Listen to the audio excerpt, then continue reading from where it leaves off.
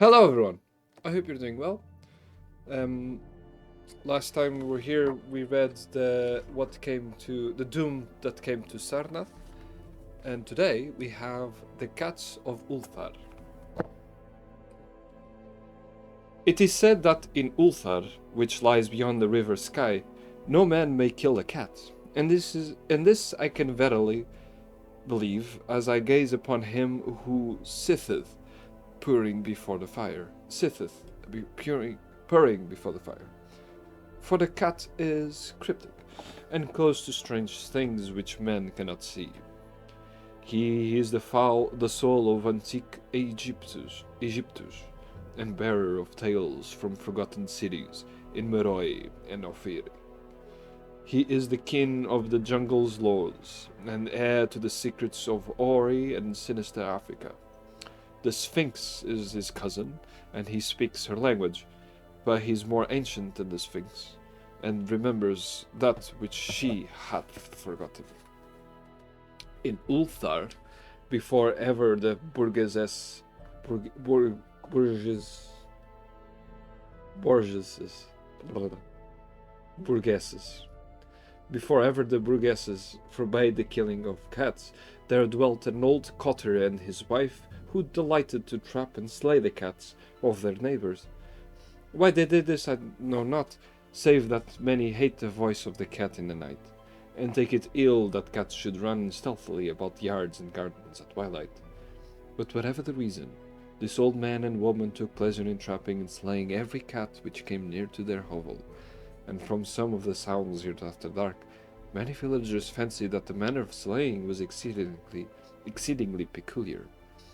But the villagers did not discuss such things with the old man and his wife, because of the habitual expression on the withered faces of the two, and because their cottage was so small and so darkly hidden under spreading oaks at the back of a neglected yard. In truth, much of the owners of cats hated these odd folks. They feared them more, and instead of berating them as brutal assassins, merely took care that no cherished pet or mouser should stray toward the remote hovel under the dark trees. When through some unavoidable oversight the cat was missed and sounds heard after dark, the loser would lament impotently, or console himself by thinking fate that it was not one of his children who had thus vanished. For the people of Ulthar was simple, and knew not whence it is all cats first came. Ah. For the people of Ulthar were simple, and knew not whence it is all cats were first came. One day a caravan of strange wanderers from the south entered the narrow cobbled streets of Ulthar. Dark wanderers they were, and unlike the other roving folk who passed through the village twice every year. In the marketplace they told fortunes for silver, and bought gay beads for the merchants. What was the land of these wanderers none could tell, but it was seen that they were given to strange prayers, and that they had painted on the sides of their wagons strange figures with human bodies and the heads of cats, hawks, rams, and lions. And the leader of the caravan wore a headdress with two horns, and a curious disc betwixt the horns. There was in this singular caravan a little boy with no father or mother, but only a tiny black kitten to cherish. The plague had not been kind to him, and left him this small furry thing to mitigate his sorrow. And when one is very young, one can find great relief in the lively antics of a black kitten. So the boy, whom the dark people called Menace, smiled more often than he wept as he sat playing with his graceful kitten on the steps of an oddly painted wagon. On the third morning of the wanderer's stay in Ulthar, Menace could not find his kitten, and as he sobbed aloud in the marketplace, certain villagers told him of the old man and his wife, and of sounds heard in the night. And when he heard these things, his sobbing gave place to meditation, and finally to prayer. He stretched out his arms towards the sun and prayed in a tongue no villager could understand, though indeed the villagers did not try very hard to understand, since their attention was mostly taken up by the sky and the odd shapes the clouds were assuming. It was very peculiar, but as the little boy uttered his petition, there seemed to form overhead the shadowy, nebulous figures of exotic things, of hybrid creatures crowned with horn-flanked discs. Nature is full of such illusions to impress the imaginative. That night the wanderers left Ulthar and were never seen again, and the householders were troubled when they noticed that in all the village there was not a cat to be found. From each hearth the familiar cat had vanished. Cats, large and small, black, grey, striped, yellow, and white. Old Cranon, the Burgos master, swore that the dark folk had taken the cats away in revenge for the killing of Mena's kitten, and cursed the caravan and the little boy. But Nith, the lean notary, declared that the old cotter and his wife were more likely persons to suspect, for the hatred of cats was notorious and increasingly bold.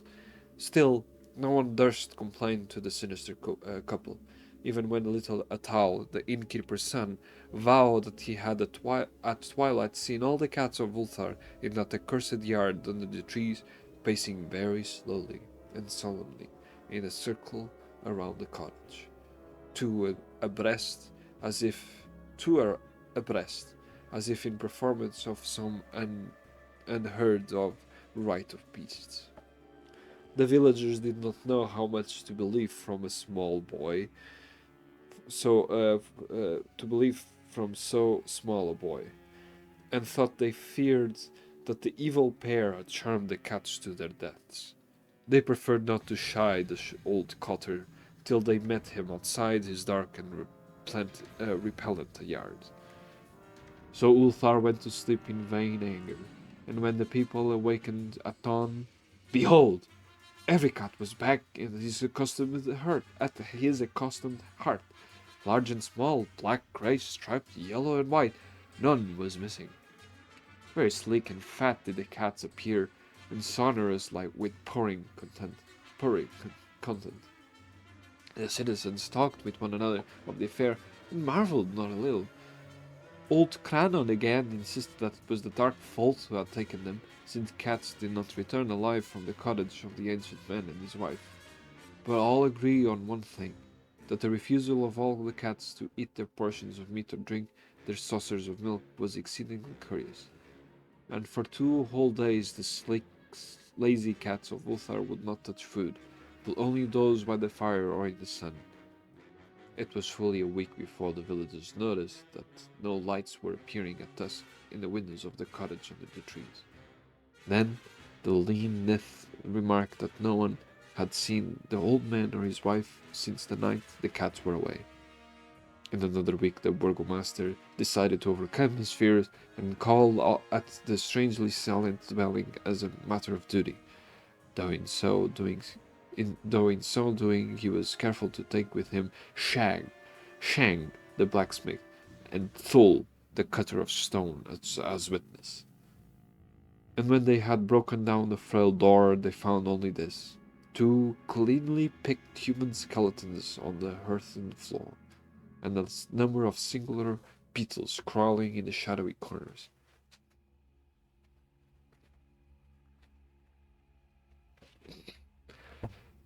There was subsequently much talk among the burgesses of Ulthar.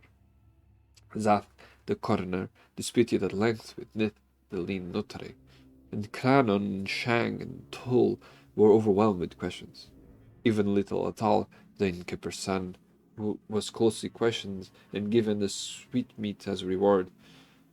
They talked of the old cotter and his wife, of the caravan of dark wanderers, of small Menes and his black kitten, of the prayer of Menes and of the sky during that prayer, of the doings of the cat on the night the caravan left, and of what was later found in the cottage under the dark trees in the repellent yard. And in the end the burgesses passed that remarkable law which is told of by wanderers in Hatheth and discussed by travellers in Id, namely, that in Ulthar no man may kill a cat. At least they learned their lesson. So that's it. Small one. Fair enough. This kind of reminds me of Lord of the Rings, actually.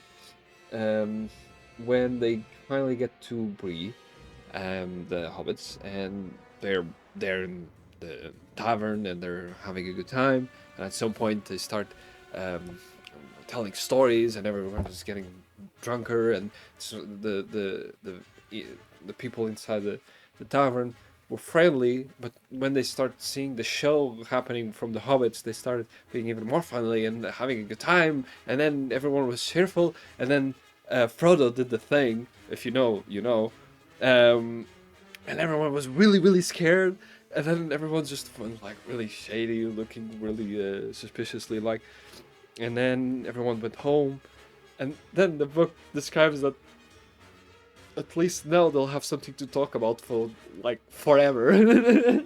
Of that strange night. Remember when that kid disappeared? That hobbit disappeared in the middle of his song, and everyone, yeah, I was there. Yeah, oh, my cousin was there, and he saw this. And, yeah, no, actually. So yeah, that's what happens in small towns. But I'm glad in Ulthar they learned a lesson, and no man can kill a cat. Yeah, fair enough. At least no one died. They did die. At least not a whole town died.